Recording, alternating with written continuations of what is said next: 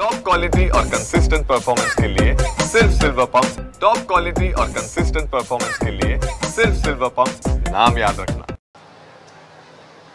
शेषरावजी चव्हाण साहेबांच्या आणि अन्य मान्यवरांच्या पक्षप्रवेश सोहळ्याला आपल्या सर्वांच्या विनंतीला मान देऊ तिसऱ्यांदा नांदेड जिल्ह्याच्या दौऱ्यावर आले आणि राज्याचं 6व्यांदा उपमुख्यमंत्रीपद उपभोगताय ते राष्ट्रीय अध्यक्ष आदरणीय अजितदादा पवार साहेब यांचं आत्ताच मार्गदर्शन झालं। ते राज्याच्या 5-6 खात्याचे राज्यमंत्री आमचे सहकारी आदरणीय इंद्रनील नाईक साहेब, जिल्ह्याचे आमचे ज्येष्ठ नेते भास्कररावजी पाटील खंडवकर साहेब,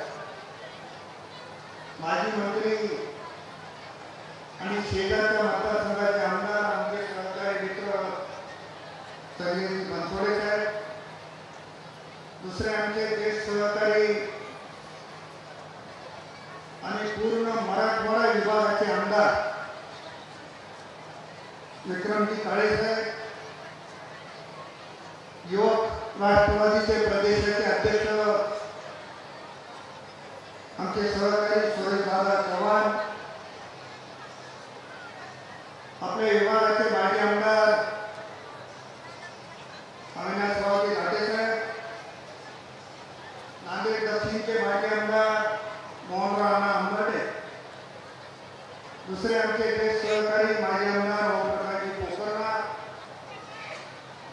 42 वर्षापासून जिल्हा परिषदेमध्ये सदस्य आणि विविध पदं भूषवलेले आमचे ज्येष्ठ सहकारी व्यंकटरावजी पाटील गोजेगावकर, प्रशासकीय सेवा सोडून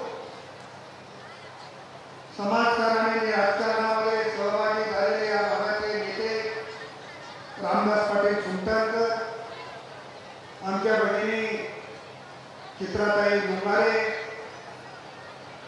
मीनाताई खड्गावकर, प्रवीण पाटील चिखलीकर, दुसरे आमचे सहकारी माधवरावजी पावडे, वसंतराव सोगावे, दिलीपराव धर्माधिकारी, बाळासाहेब पाटील बावनगावकर, जीवनराव बोगरे, मुक्तेश्वरराव दोडगे, या तालुक्याचे अध्यक्ष भाऊरावजी कदम, बारावीचे आमचे हनुमंतरावजी वाडेकर, मंचावर उपस्थित वेळेअभावी सर्वांच्या नावाचा उल्लेख करणार आणि सर्वांची माफी मागतो। आज ज्यांचा प्रवेश झाला ते सुधाकरराव नाईक साहेबांचे मेहुणे शेषरावजी चव्हाण साहेब, दुसरे आमचे सहकारी कृषी उत्पन्न बाजार समितीचे माजी सभापती सुजान भाऊ चव्हाण, अमोल चव्हाण,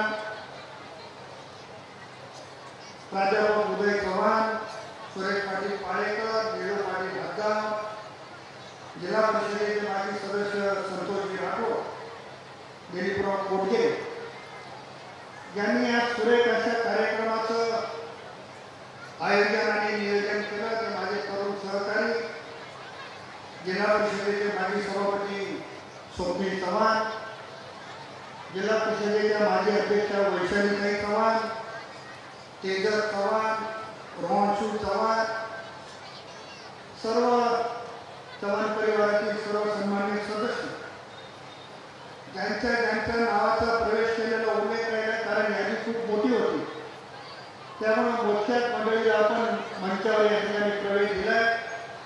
ज्यांना दादांच्या हस्ते आपण दस्ती टाकू शकलो नाही त्या सर्वांचा प्रवेश यानंतर गोजेगावकर साहेब, घाटे साहेब या ठिकाणी उपस्थित राहून करणार आहे। त्या सर्वांचं या ठिकाणी मनापासून स्वागत करतो। दादा हा आपला या जिल्ह्यातला 3रा दौरा आहे।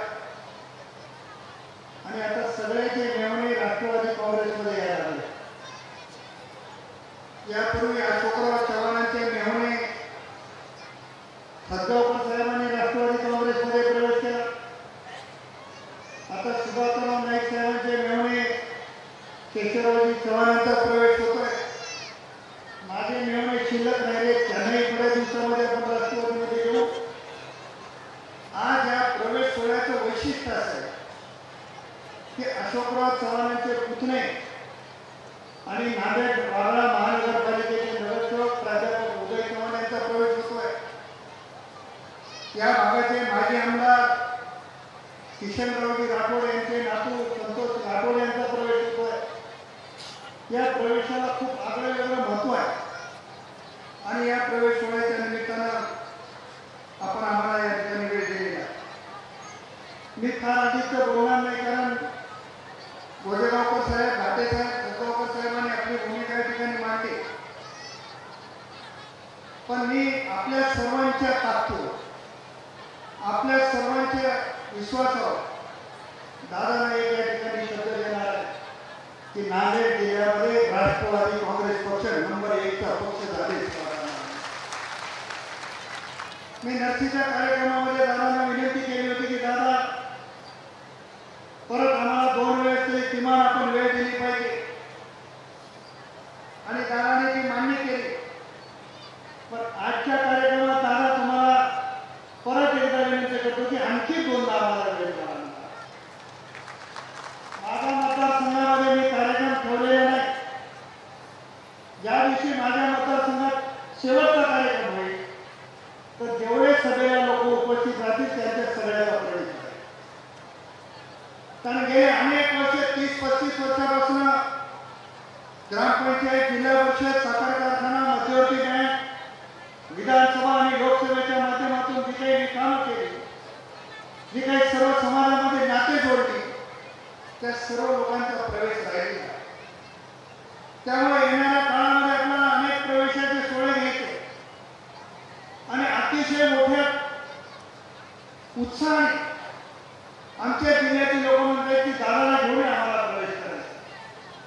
मी काल काही आमच्या 3-4 माजी नगराध्यक्षाला गोजेगावकर साहेबांनी आम्ही बोलत असलो, त्यांना आम्ही विनंती केली की आपण बाराळीच्या कार्यक्रमामध्ये प्रवेश केला पाहिजे.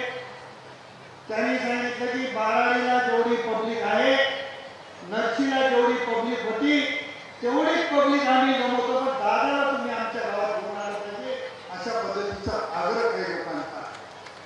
त्यामुळे लोकांना असं वाटायला लागलं की आपल्याकडे बघण्याचा दृष्टिकोन लोकांचा असा आहे की बोले पैसा चाले.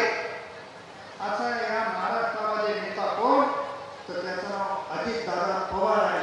ते सगळ्या महाराष्ट्राने नांदेड जिल्ह्यात. त्यामुळे प्रत्येकाला असं वाटतंय की दादांच्या नेतृत्वात आपण काम केलं पाहिजे. म्हणून ही सगळी मंडळी, जरी आम्ही पुढाकार असलो, आपले कार्यकर्ते म्हणून मी भेटत असलो, माझ्या नावाचा उल्लेख जरी झाला तरी माझ्या पाठीमागे दादांचा आशीर्वाद आणि दादाची ताकद आहे. आणि त्यामुळे लोकांना असं वाटतं की आपलं सहज काम होऊ शकतं. आणि दादा, मी अतिशय सर्वसामान्य कुटुंबाचा माणूस आहे. 24 तास माझ्याकडे दुसरा कुठलाच धंदा नाही. तुम्ही मला एकदा विचारलं होतं की तुमचं व्यवसाय काय? माझा व्यवसाय काहीच नाही. वडिलोपार्जित जी जमीन आहे तेवढीच एक मेहरबानी की 1 गुंठाही जमीन मी घेतली नाही. तेवढे जे विस्तार कुटुंबाचे माझ्यावर आहे किंवा माझे कुटुंब, मी सामान्य कुटुंबातला कार्यकर्ता. पण माझं काय म्हणतात त्याला, कशाने नशीब मिळेल मला माहिती नाही. जन्मला तेव्हापासूनच संघर्ष येतात आणि संघर्ष कोणासोबत आहे अख्ख्या जिल्ह्याला माहिती आहे, त्याचे नावाचे गेले. पण मी माझ्या आयुष्यामध्ये कधी कोणाकडे झोपलो नाही आणि मरेपर्यंत कोणाकडे झोपणार नाही, ही भूमिका मला माहिती आहे की दादासारख्या नेतृत्वामध्ये. मी दादाला गाडी देताना म्हणालो की मी लोकसभा का हारली, त्याचे अतिशय उत्तम उदाहरण दादाला देण्याचा प्रयत्न केला. मी ज्यांना हरवून लोकसभा जिंकली आणि त्यांचा प्रवेश झाला आणि मी लोकसभा हारली, त्यांच्यामुळे हारली असं नाही, पण लोकांना ते आवडलं नाही. पण बरं झालं मी लोकसभा हारली, तुमच्या नेतृत्वात काम करायला संधी मिळाली, नाहीतर मी लोकसभा जिंकली असते तर अशा नेत्यांना विकू असतो, अशी परिस्थिती निर्माण. ही लोकसभेचा खासदार म्हणून त्या भागामध्ये अनेक कामं करण्याचा प्रयत्न केला. त्या भागामध्ये अनेक देवस्थान आहेत, अनेक मठसंस्था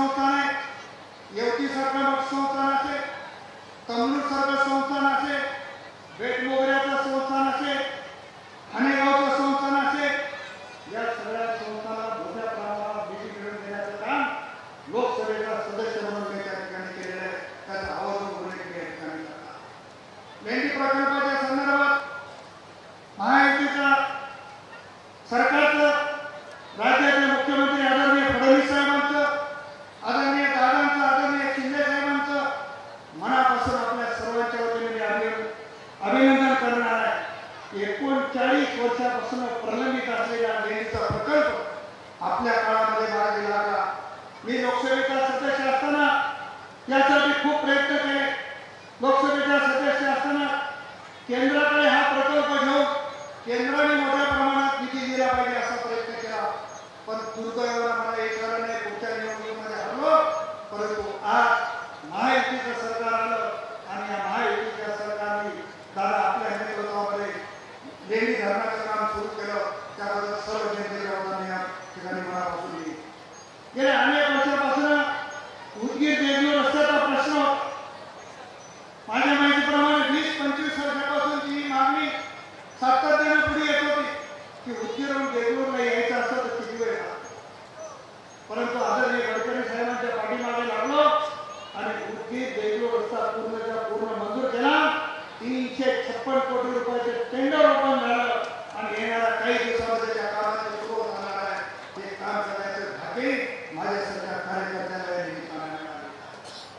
बोधन मुख्य लातूर रेल्वेच्या संदर्भात मी मागच्या सभेमध्ये बोललो की रेल्वेमध्ये 5 वर्षात तुमचा खासदार म्हणून प्रताप पाटलांनी जेवढी कामगिरी केली, मागच्या 30 वर्षामध्ये कुठल्याच खासदाराने रेल्वेच्या संदर्भात ही कामगिरी केली.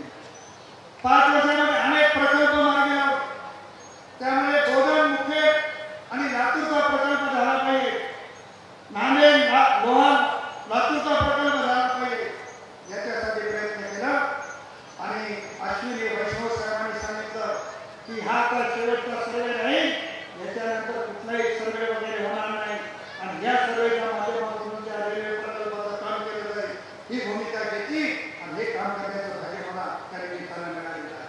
खूप गोष्टीचा मला उल्लेख करायचा आहे. मुख्य तसा डोंगराळ भाग आहे. आता अलीकडचा हा कुंदळा भाग आणि उद्या होणारा लेणीचा परिसर बोलला तर कन्नाड आणि मुखेड हा डोंगराळ परिसर मोठ्या प्रमाणावर बेकारी या भागामध्ये आहे. दादा माझी एकच विनंती राहणार आहे, या परिसरामध्ये आम्ही सत्तेत असताना एकही उद्योग आणू शकलो नाही. आम्ही अनेक पदं उचलले पण नांदेड जिल्ह्यात एक प्रकल्प उभा करू शकलो नाही. पण आपल्या मनापेक्षा आहे की नांदेड जिल्ह्यामध्ये मुख्य आणि कंधार तालुक्यातल्या या तरुणांच्या हाताला जर काम लावायचं असेल तर एखादा मोठा उद्योग या तालुक्यामध्ये आणण्याची आवश्यकता आहे आणि ते काम आपल्या माध्यमातून होईल अशा पद्धतीची अपेक्षा आहे निमित्ताने करणार.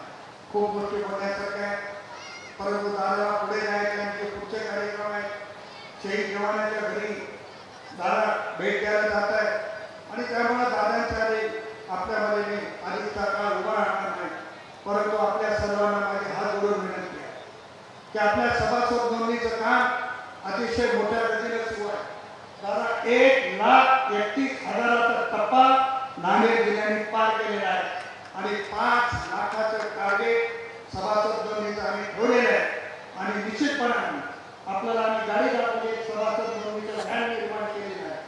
त्या माध्यमातून पूर्ण जिल्ह्यामध्ये येणाऱ्या काही दिवसामध्ये कॅम्प लावून घरोघरी जाऊन सभासद नोंदणीचं काम करू आणि राष्ट्रवादी काँग्रेस नांदेड जिल्ह्यामध्ये नंबर 1चा पक्ष करू एवढेच या ठिकाणी सांगतो.